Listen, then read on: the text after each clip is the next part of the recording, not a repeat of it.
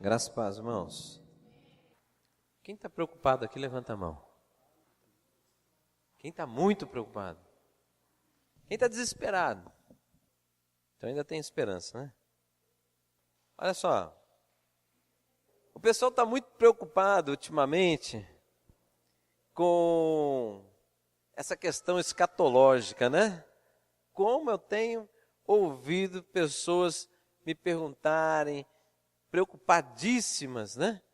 Se Jesus está voltando, alguns ainda têm coragem de falar assim, Jesus está voltando quando? Eu falo, não sei, né?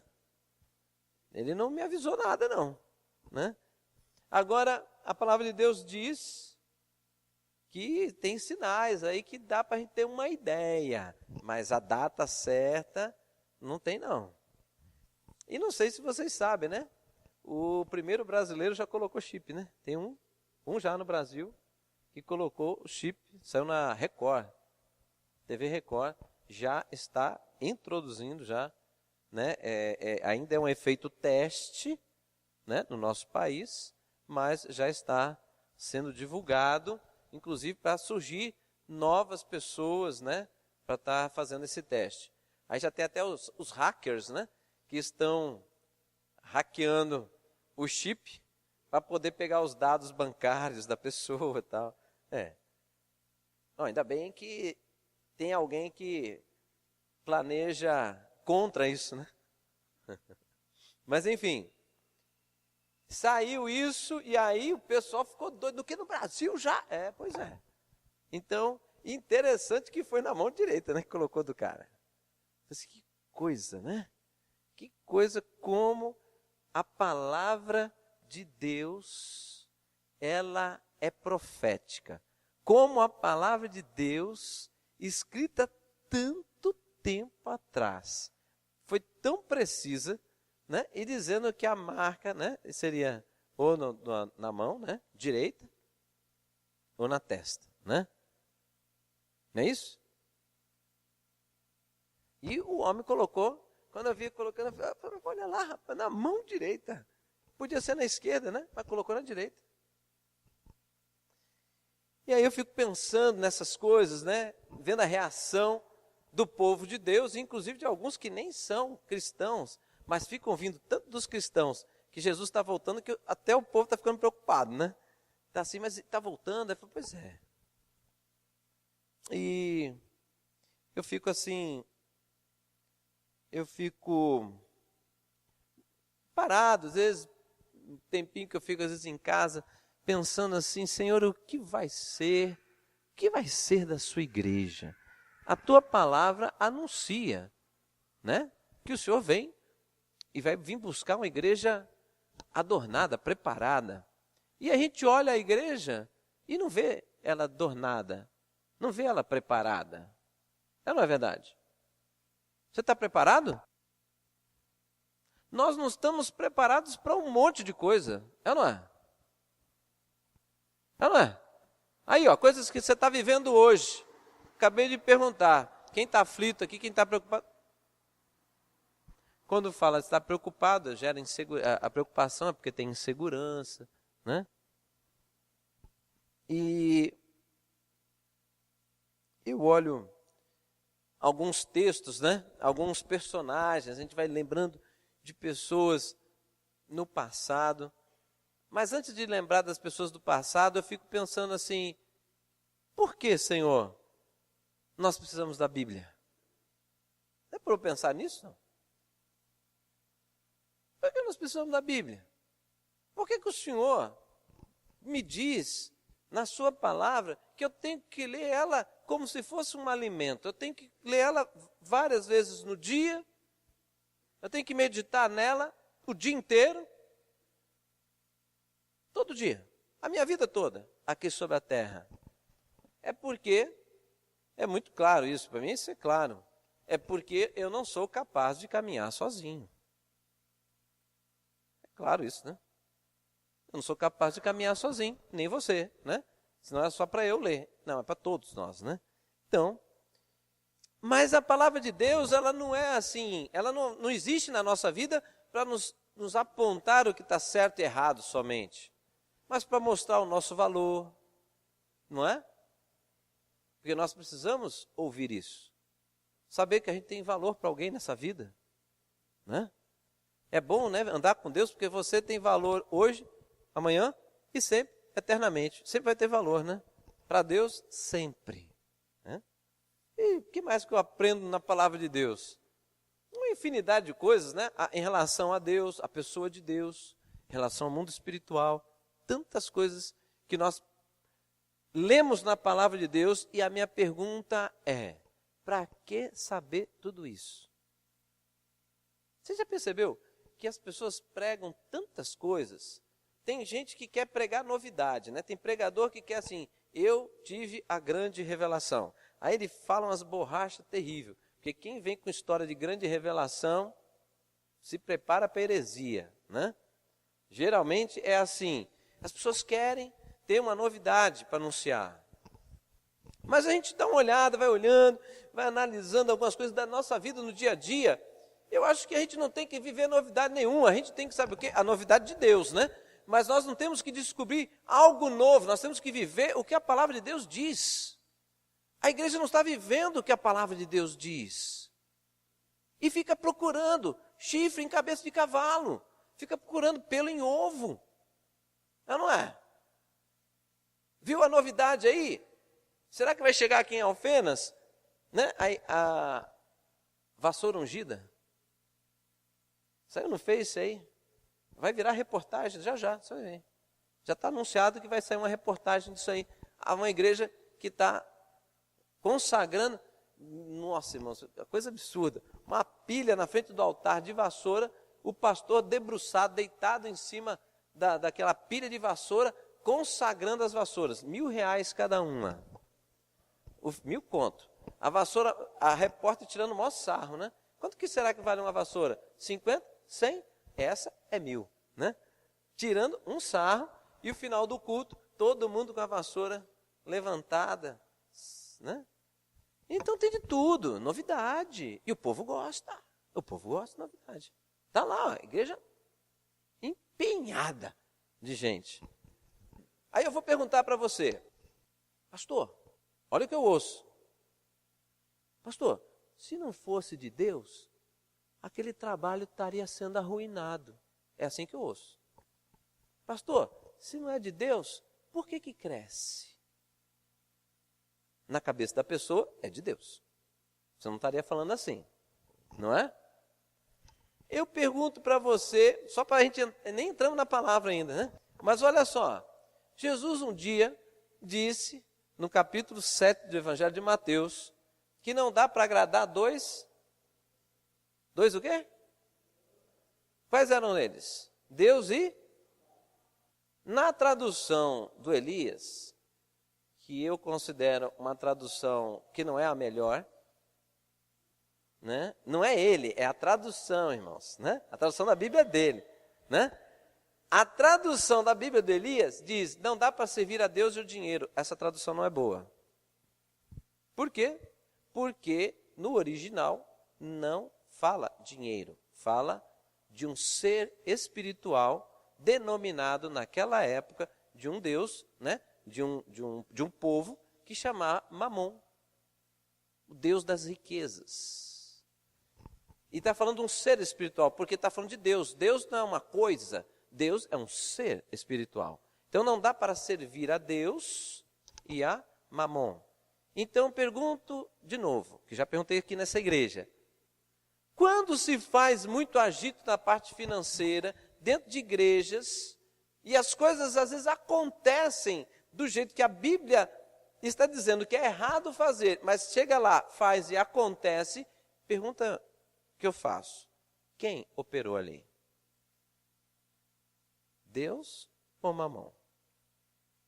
Irmãos, achar que um ser espiritual maligno não pode entrar dentro de um templo é muita imaturidade espiritual.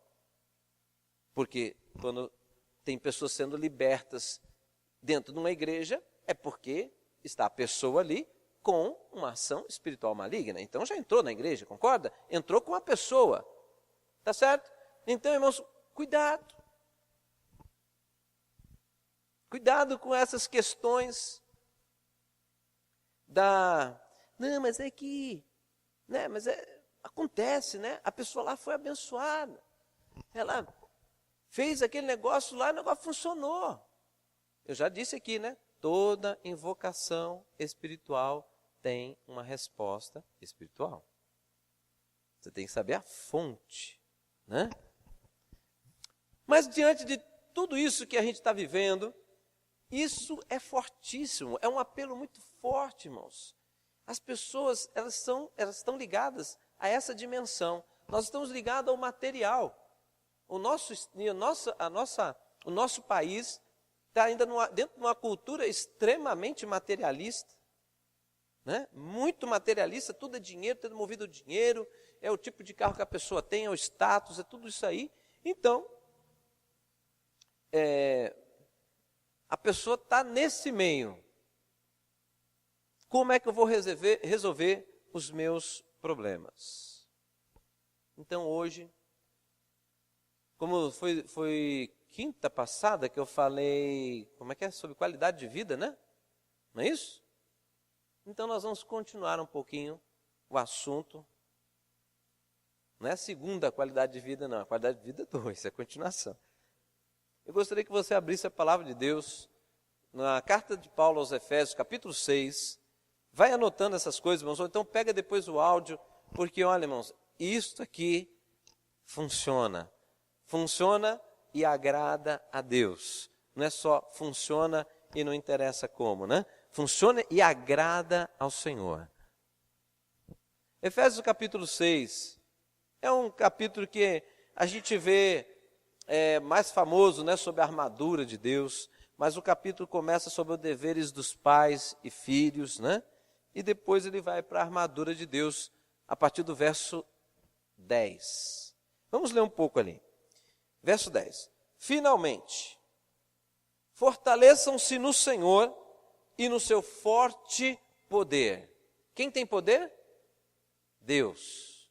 Mas ele diz que nós podemos ter esse recurso. Fortaleçam-se no Senhor e no seu forte poder. Vistam toda a armadura de Deus para poderem ficar firmes contra as ciladas do diabo. Pois a nossa luta não é contra seres humanos, mas contra os poderes e autoridades e contra os dominadores deste mundo de trevas, contra as forças espirituais do mal que estão nas regiões celestiais. Vistam toda a armadura de Deus para que possam resistir no dia mau e permanecer inabaláveis depois de terem feito tudo. Amém? Aí depois vai aí descrevendo a armadura de Deus. O que significa então vestir a armadura?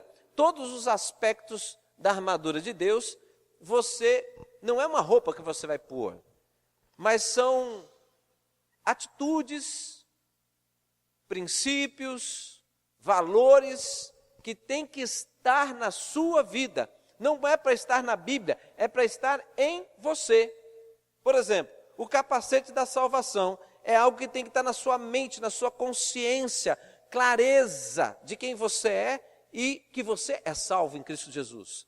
A couraça da justiça. Então isso tem que estar em você.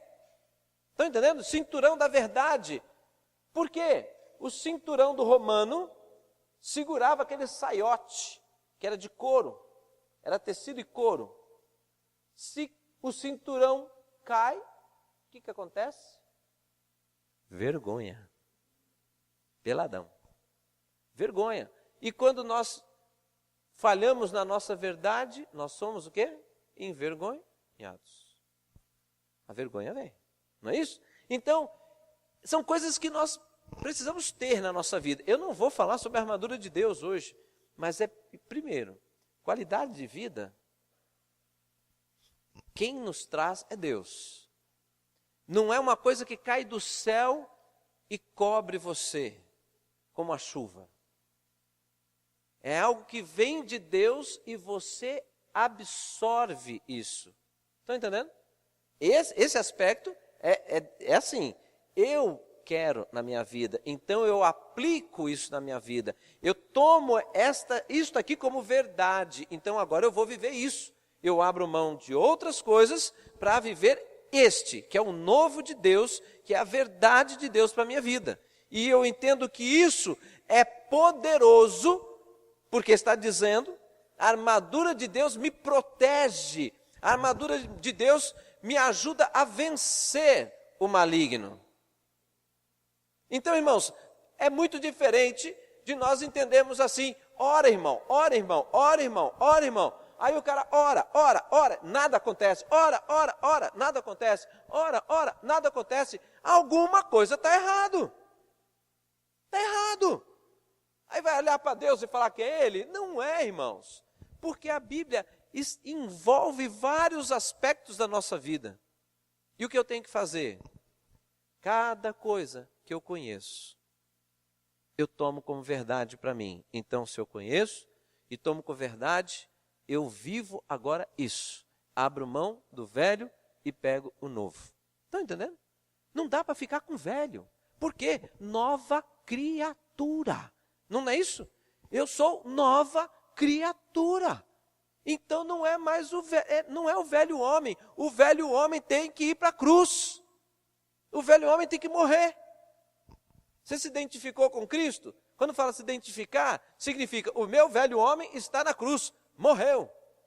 Eu sou um novo homem. Como assim? Dupla personalidade? Não.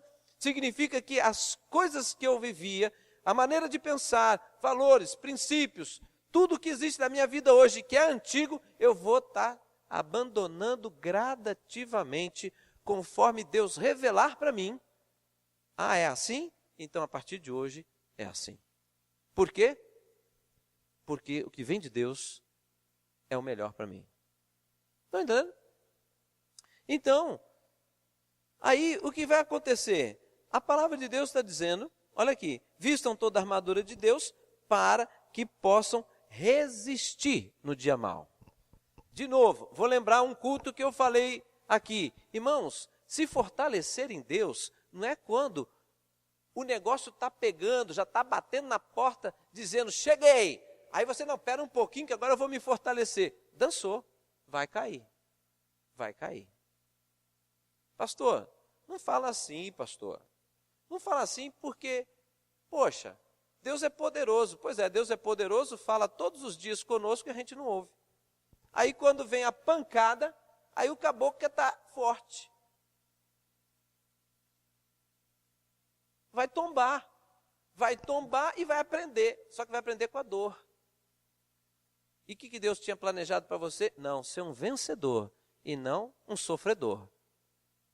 Está cheio de crente sofredor, tá ou não está? Fala a verdade, irmãos. Ai, é isso, ai meu Deus, ora por mim, eu não sei o quê.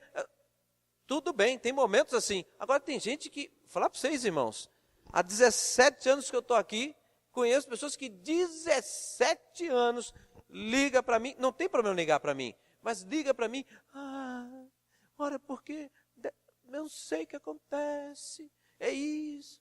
Eu nunca ouvi, pastor, que maravilha, Deus me abençoou, e nunca ouvi dessa pessoa uma palavra de vitória, nunca ouvi uma palavra de ânimo, de disposição, é sempre desgraça, e é crente.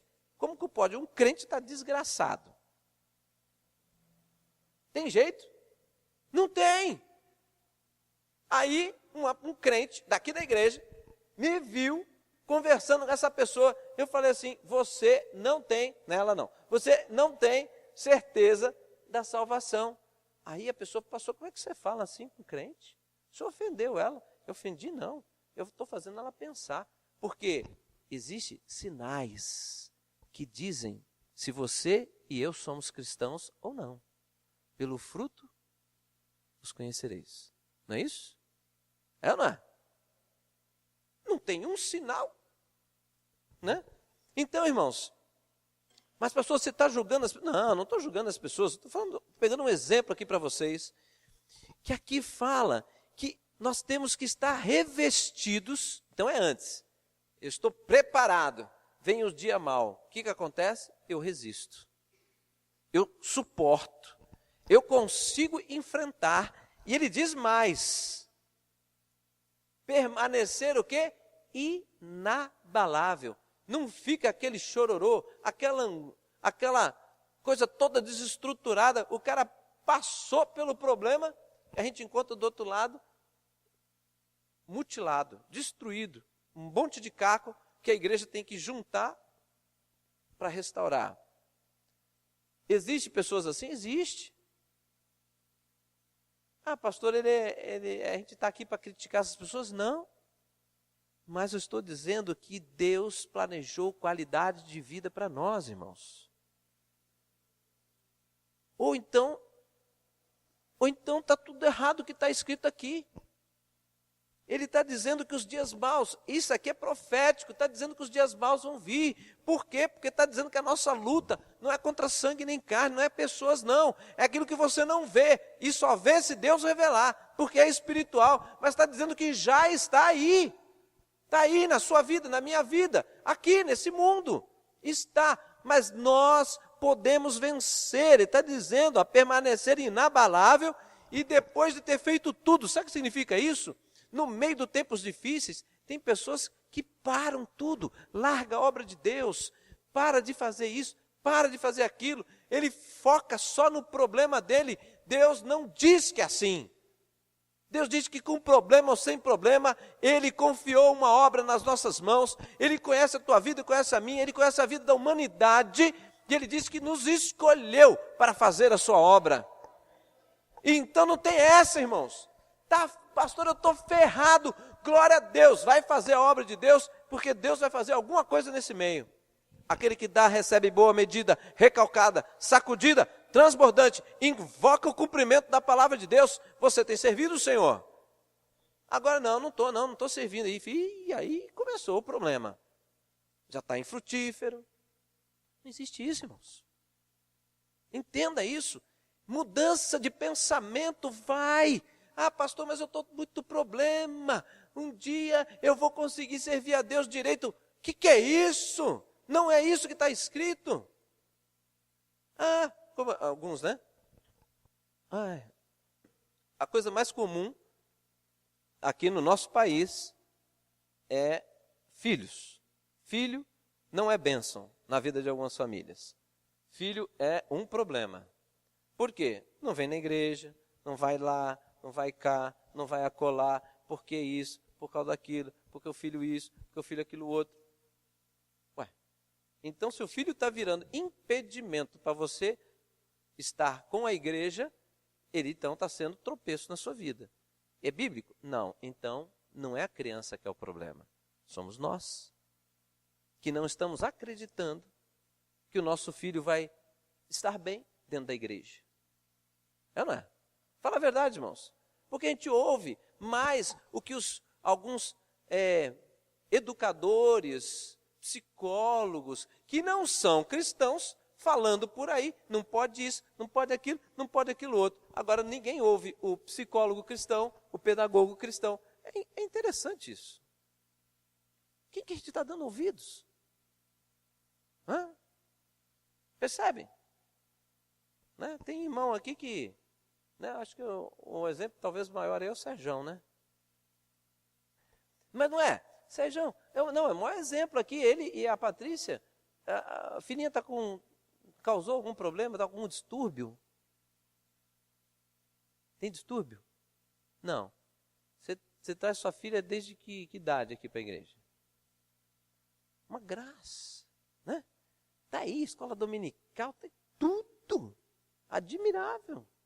Mas está certo, criança crescer na igreja. Mas nós temos... porque o médico disse, o médico é cristão? Com certeza não é. Aí a gente dá ouvido.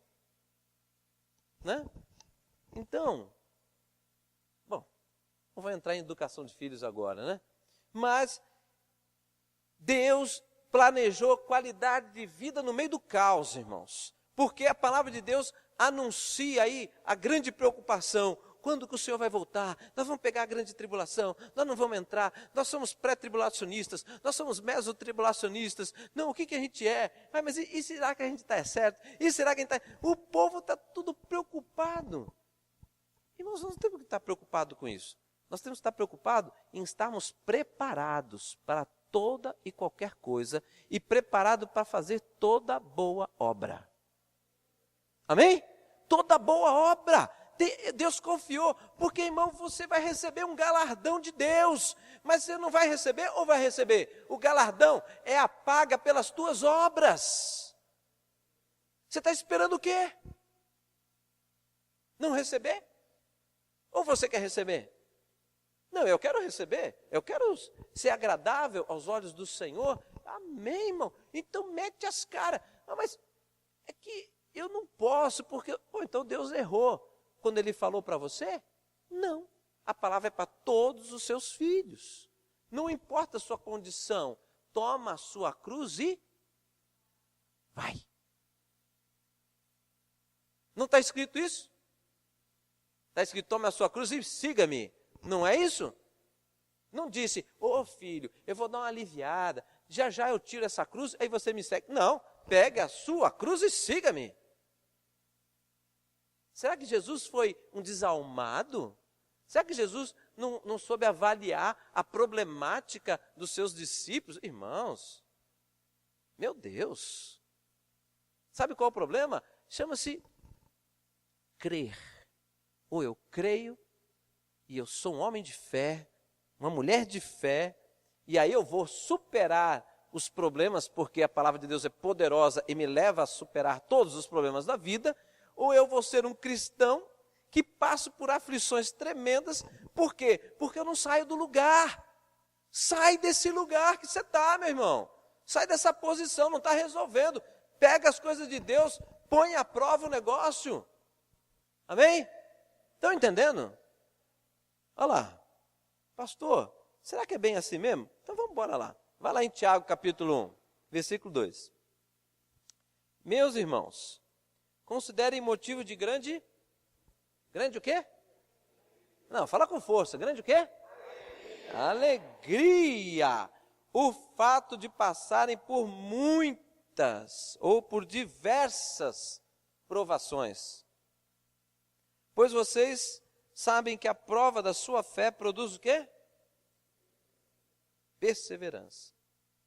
E a perseverança deve ter ação completa, a fim de que vocês sejam maduros e íntegros, e sem lhes faltar coisa alguma. Isso está relacionado à armadura de Deus. Eu preciso ter clareza. Que justiça que a armadura está falando? Não é a justiça do homem, é a justiça de Deus. O que mais? Cinturão da verdade. A minha verdade? Não, as verdades de Deus. Né? A espada, é a palavra. Que palavra? A palavra de Deus. Não é isso? O escudo da fé. Pregação, né? A sandália da pregação do evangelho. Então, irmãos, olha aqui, não parece louco? Parece uma coisa esquisita. Mas não pode ser. Será que eu li certo? Quando eu li a primeira vez Tiago, eu fiquei assim, será que eu estou lendo certo? Esse cara é louco. Falar que eu ficar alegre por passar por lutas, provações, mas ninguém fica. Fica como resultado, irmãos. Quando nós entendemos que tudo, independente do dia, do que está acontecendo, aonde eu estiver, a minha vida está debaixo da graça de Deus. Se ela está debaixo da graça de Deus e um problema chega na minha vida, não é porque Deus vacilou, é porque Deus permitiu, ou porque eu vacilei. Existem problemas que chegam na sua vida que não foi Deus quem permitiu que chegasse até aí, porque pela atitude de inexperiência, ou de inconstância, ou de imaturidade, ou falta de conhecimento, eu fiz coisa que não deveria fazer. E tudo que eu faço tem consequência. É ou não é verdade? Então, mas independente disso, estou passando por uma tribulação. Pode ser por causa da minha atitude ou porque Deus permitiu. Se Deus permitiu ou não, significa que eu tenho que lidar com isso. E isso vai trazer o quê, irmãos? Hein? Perseverança. O que é uma pessoa perseverante? Não deu certo, faço de novo. Não deu certo, faço de novo. Não deu certo, faço de novo. Não deu certo, faço de novo. Mas cada vez que eu vou tentar esse novo, eu vou tentar com recursos novos. Eu faço, não deu certo. Eu avalio por que não deu certo. Faltou conhecimento, então eu vou atrás do conhecimento e faço de novo. Deu certo, mas não foi completo. Aí faltou talvez um investimento maior. Então eu preciso do recurso, já tenho. Preciso de investimento maior, busco o investimento, o recurso, então, e vou de novo. Aí deu certo. Deu certo, mas não foi na proporção. Não foi na proporção por quê? Porque faltou confiança, faltou ousadia. Aí eu, pela experiência anterior que eu tenho, que dá certo, eu me carrego de ousadia aonde? Deus dizendo que Ele é comigo. Deus dizendo que onde eu colocar minhas mãos vai prosperar. Então aí eu pego essa confiança e vou de novo e a proporção vai aumentando. Estão entendendo, irmãos? Isso é o arroz com feijão no dia a dia. A palavra de Deus diz que aumenta a perseverança. Por que eu vou ser perseverante? Não é cabeça dura, é perseverante. O perseverante é a pessoa que faz algo, não porque ele é obstinado, mas é porque ele sabe que aquilo vai dar certo, mas ele ainda não alcançou a destreza, o conhecimento, a habilidade para aquilo, e ele sabe que é questão de tempo, então ele continua tentando.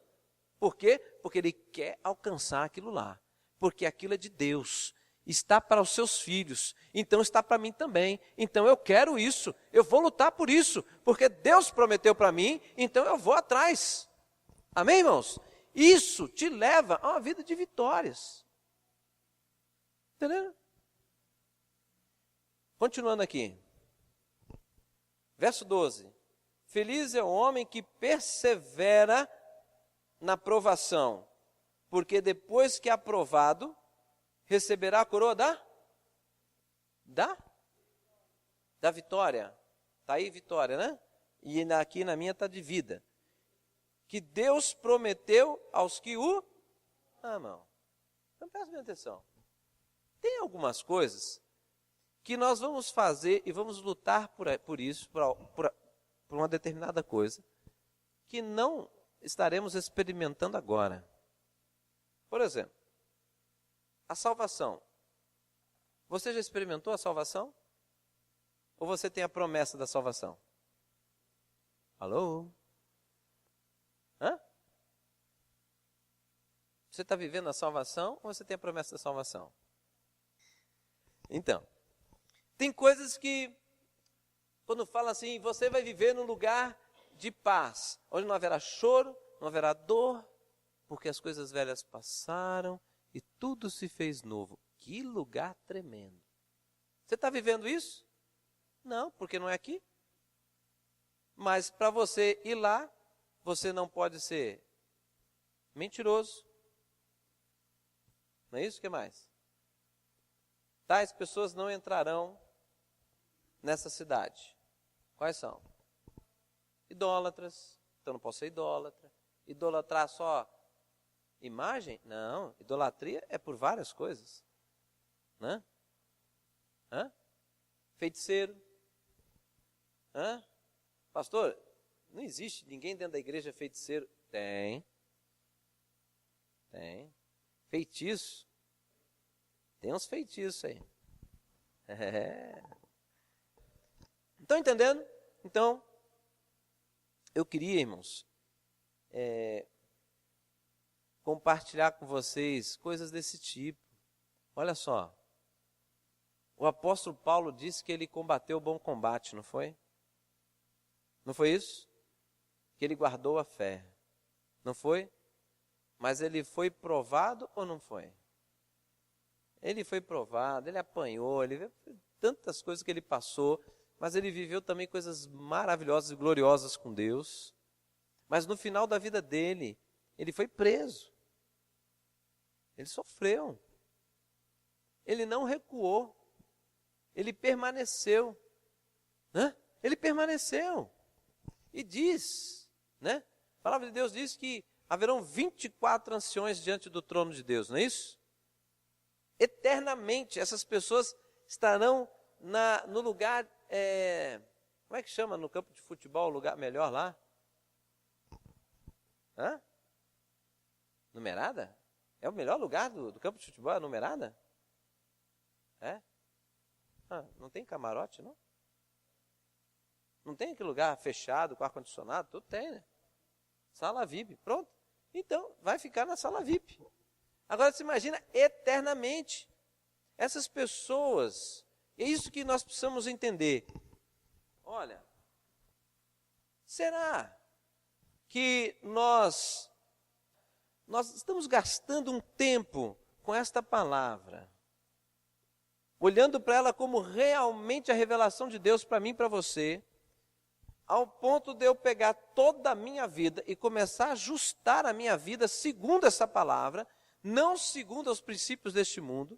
Por quê?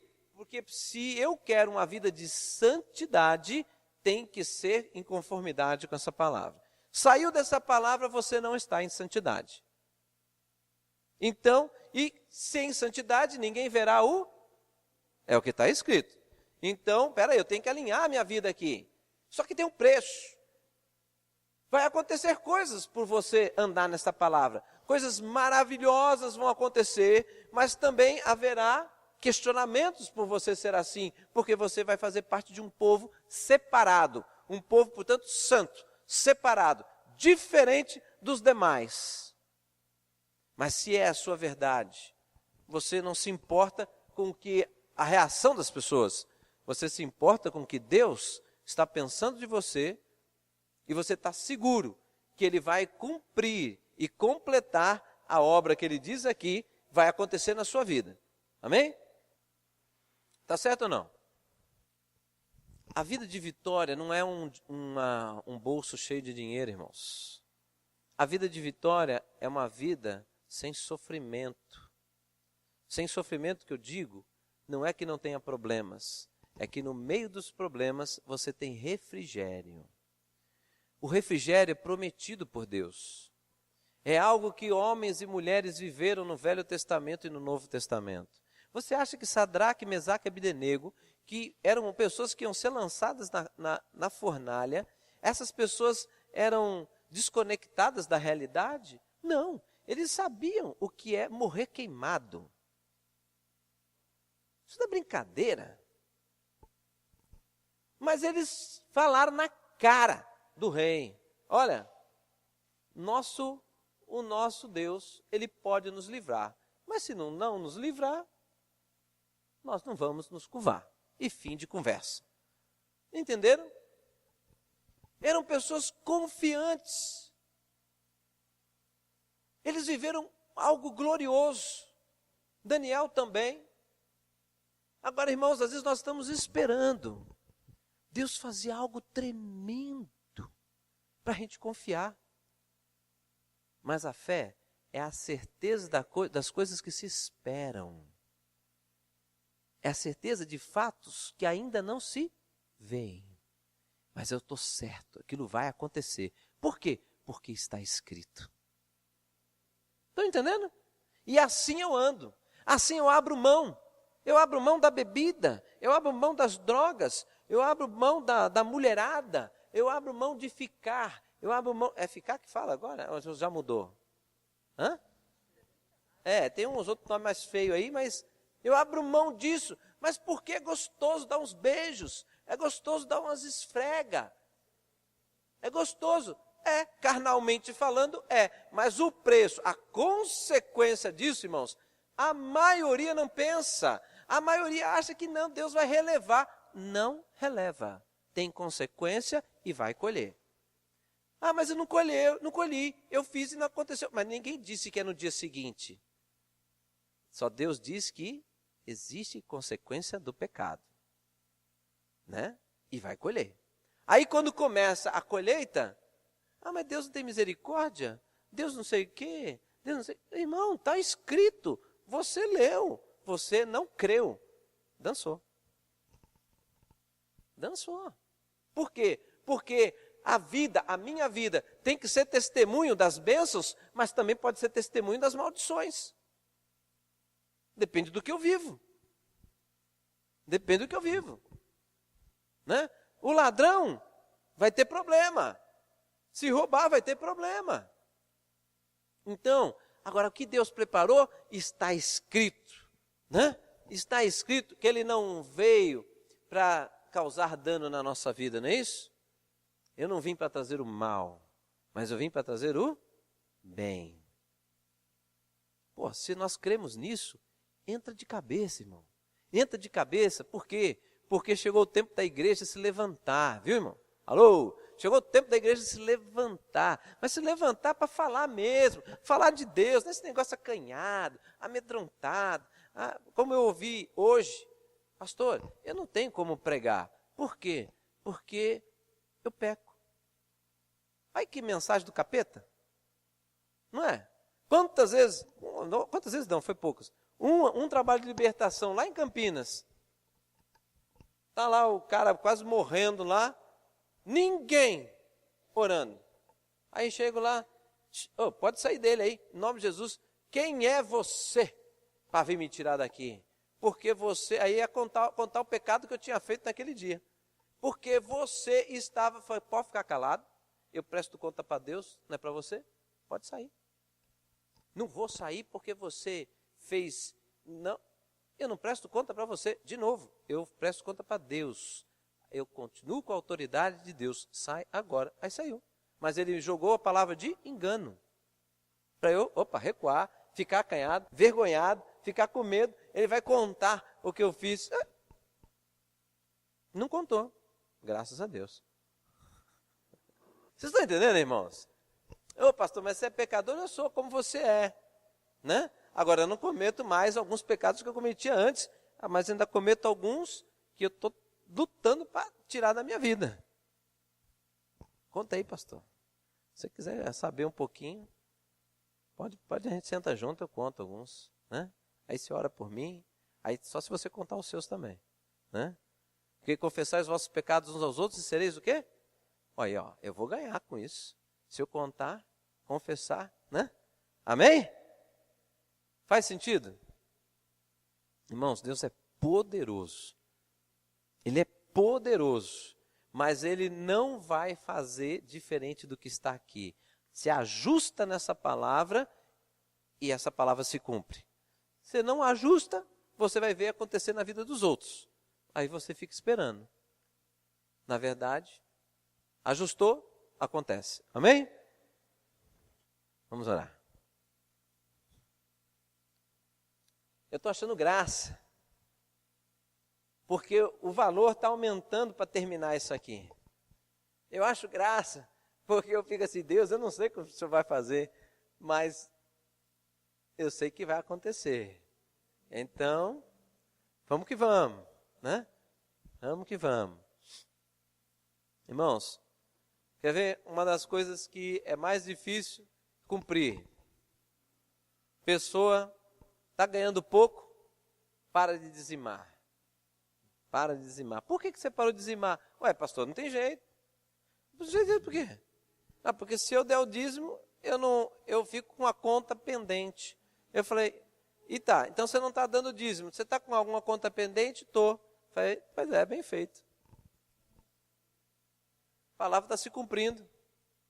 Sabe o que vai acontecer? Vai piorar. Ué, pastor, está louco? Em vez de trazer uma palavra de ânimo, você me fala um negócio desse? Não, eu tenho que falar o que a palavra diz. Com maldição sereis amaldiçoados. Está escrito. Sai dessa, irmão. Sai disso.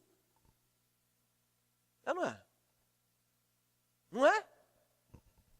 Aí, não é que eu não tenho essa fé. Fala, então, agora que você tomar a pancada da provação, aí você vai acordar. Aí vai lembrar, aí começa a ajustar. Irmãos, infelizmente, tem gente que só aprende na pancada. É ou não é? Tem até ditado que falam aí, né? Nem lembro mais como é que é o negócio, que fala sobre isso. Agora, a palavra de Deus não é para pancada. A palavra de Deus é o seguinte, filho, não entra nessa, porque isso era para o mundo. Isso aqui são as pessoas que não me conhecem. Mas você que me conhece, descubra o sobrenatural. Faça a prova de mim. Não é isso que ele diz? Faça a prova de mim. É maravilhoso. E isso que eu queria falar para você nessa noite. Continua, a vida abundante é verdade. A vida abundante de Deus, que Deus prometeu para mim e para você, é real.